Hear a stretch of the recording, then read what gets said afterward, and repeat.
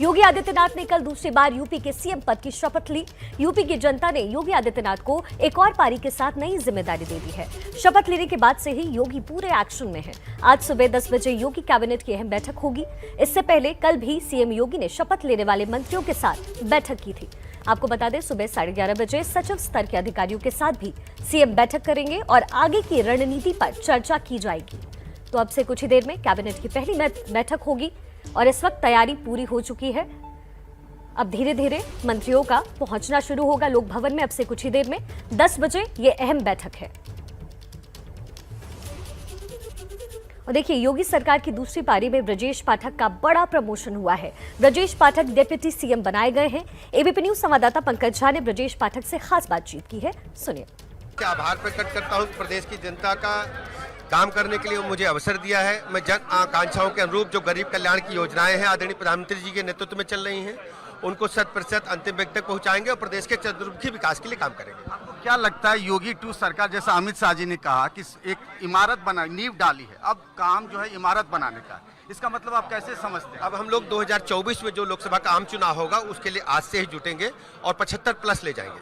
75+ मतलब 75, 80 में 75 जीतेंगे। पिछली बार तो कम हुआ था पाठक। अब की देखिएगा आप। ब्रजेश पाठक हैं यूपी के डिप्टी सीएम और ये उनके घर पर इस तरीके से भीड़ लगी हुई है, बधाइयों का तांता लगा हुआ है ब्रजेश पाठक के घर। और ब्रजेश पाठक वो हैं, मैं आपको बताऊं, ये लोकसभा के सांसद रहे, राज्यसभा के सांसद रहे, उसके बाद बीएसपी से ये बीजेपी में आए और उसके बाद यहाँ से लखनऊ से विधायक बने और फिर पिछली सरकार में कानून मंत्री बने थे। और ये इतना बड़ा प्रमोशन, अगर सबसे बड़ा प्रमोशन कह सकते हैं यूपी की योगी सरकार में हुआ है तो वो ब्रजेश पाठक का हुआ है। वो डिप्टी सीएम बनाए गए हैं। और ब्रजेश पाठक जो सरकार के अंदर रहते हुए भी, वो कोविड का मामला हो तब भी उन्होंने सरकार की आलोचना की थी, कहा था बद इंतजामी हुई थी।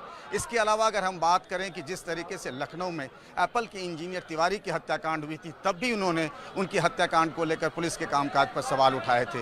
वो एक तरीके से ब्राह्मण नेताओं में, ब्राह्मण चेहरों में लड़ाका छवि के माने जाते हैं। और इसीलिए आज जब सवेरे 10 बजे मंत्रिपरिषद की बैठक है, उससे पहले उनके घर पर यूपी के कोने कोने से आए हुए समर्थक, उनके बीजेपी के कार्यकर्ता, उनके फूलों के गुलदस्ते, कोई मिठाई लेकर आया हुआ है। ये बधाइयों का सिलसिला ब्रजेश पाठक के घर पर जारी है। वो एक तरीके से अगर यूपी की राजनीति में देखें तो वो माने जाते हैं कि दिल्ली वाली जो बीजेपी है उसकी पसंद माने जाते हैं। और मुझे याद है जब राज्यसभा के सांसद संजय सेठ के घर पर एक बैठक हुई थी बीजेपी की, तब अमित शाह ने, केंद्रीय गृह मंत्री अमित शाह ने इन्हें कहा था, मेरे सबसे अच्छे और सच्चे मित्र कहा था ब्रजेश पाठक को। और इस बात का इनाम मिला है ब्रजेश पाठक को उनके शानदार प्रमोशन के कारण।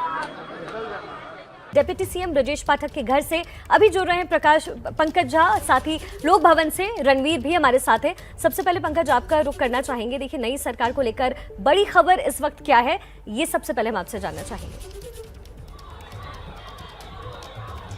देखिए, सबसे बड़ी खबर जो है, जो मैं आपको अभी बताने जा रहा हूं, सबको अब ये योगी सरकार जो है, योगी मंत्रिमंडल के चेहरे तय हो गए। अब सबको ये देखना है कि किस मंत्री के पास कौन सा विभाग जा रहा है। उससे उसके राजनीतिक हैसियत, उसके कद का पता चलता है। जैसे लोक निर्माण विभाग हो, जल सिंचाई विभाग हो, स्वास्थ्य विभाग किसके पास जाएगा, क्योंकि कुछ डॉक्टर्स को भी लिया गया है। असीम अरुण जैसे पूर्व IPS को भी मंत्रिमंडल में चेहरा बनाया गया है। लेकिन मैं आपको बताऊं कि आज मंत्रियों के विभागों का बंटवारा नहीं होने जा रहा है। इसमें 2 से 3 दिन का वक्त लग सकता है। इसको फाइन ट्यून किया जा रहा है कि कौन से डिप्टी सीएम को कौन सा विभाग मिलेगा और जो कैबिनेट मंत्री बने हैं उनको कौन सा विभाग दिया जाएगा, राज्य मंत्री जिनको स्वतंत्र प्रभार मिला उनको कौन सा विभाग दिया जाएगा। ये लिस्ट तय करने में और मंत्रालयों को अलॉट करने में 2 से 3 दिन का वक्त लग सकता है। आज विभागों का बंटवारा नहीं होने जा रहा है। ये सबसे बड़ी खबर हम आपके साथ साझा कर रहे हैं। जी पंकज जी, आप बड़ी खबर दे रहे हैं कि आज विभागों का बंटवारा नहीं हो रहा है और अब तक खबर ये आ रही थी कि आज विभागों का बंटवारा हो जाएगा। अब से कुछ ही देर में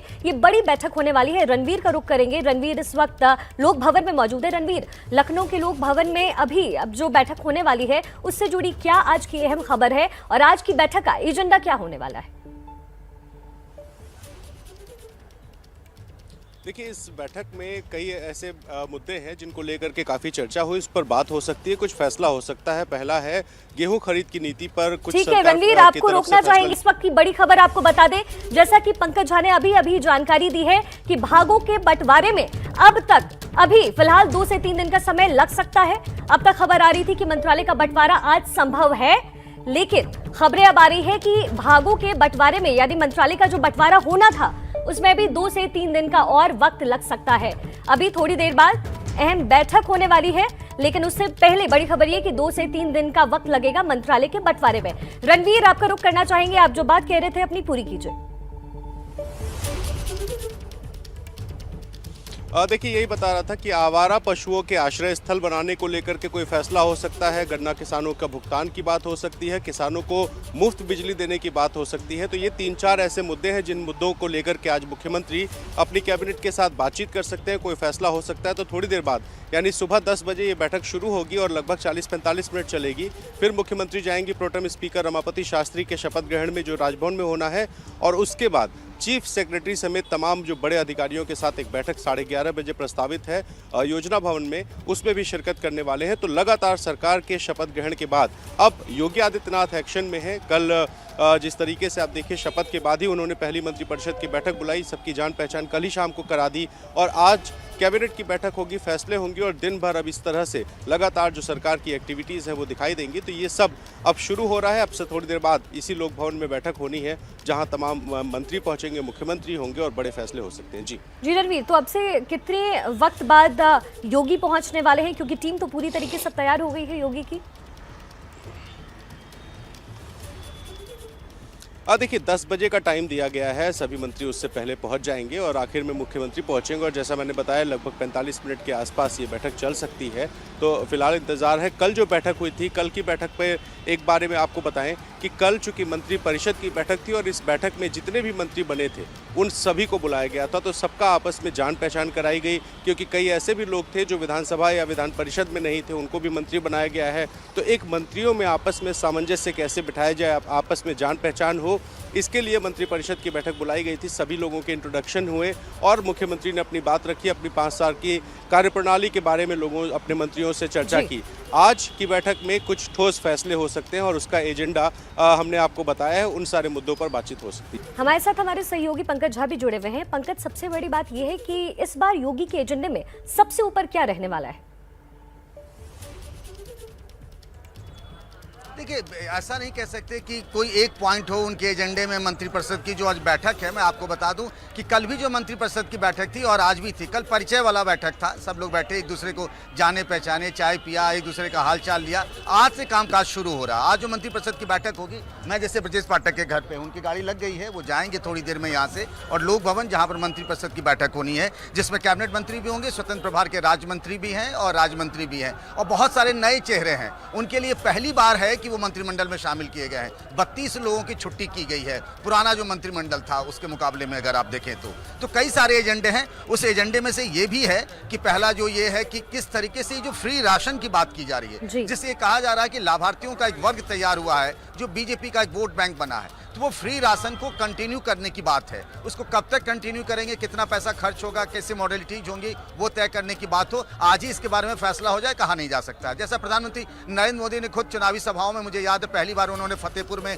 ये बात कही थी, स्ट्रीट कैटल जो छुट्टा पशुओं की बात की जाए, उसके लिए एक सिस्टम बनाया जाएगा। प्रयागराज में एक मॉडल भी है और मॉडल वो सक्सेसफुल है। क्या उस मॉडल को पूरे यूपी में लागू किया जाए, उसका एक प्रेजेंटेशन भी हुआ था कुछ दिनों पहले। और इसीलिए आज देखिए 11:30 बजे जब सचिव रैंक से ऊपर के IAS अधिकारियों की बैठक होगी, तो उसमें भी इन सारी चीजों पर चर्चा होगी, सबको टास्क दिया जाएगा, और जो लोक संकल्प पत्र में तमाम एजेंडे हैं उन पर भी चर्चा होनी है उस बैठक में। तो आज की बैठक पहले मंत्रिपरिषद की, फिर अधिकारियों के साथ बैठक, तो ये सिलसिला जारी है। और देखिए, नई टीम के साथ योगी पूरी तरीके से है तैयार, नए एजेंडा के साथ ही इस वक्त की बड़ी खबर और आपको दे दे, बीएसपी प्रमुख मायावती ने यूपी की नई सरकार को अब बधाई दी है।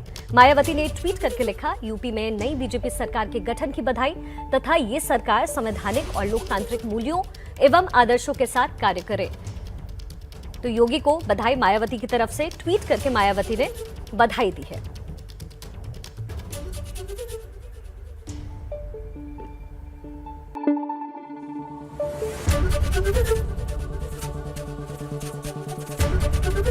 ABP न्यूज आपको रखे आगे।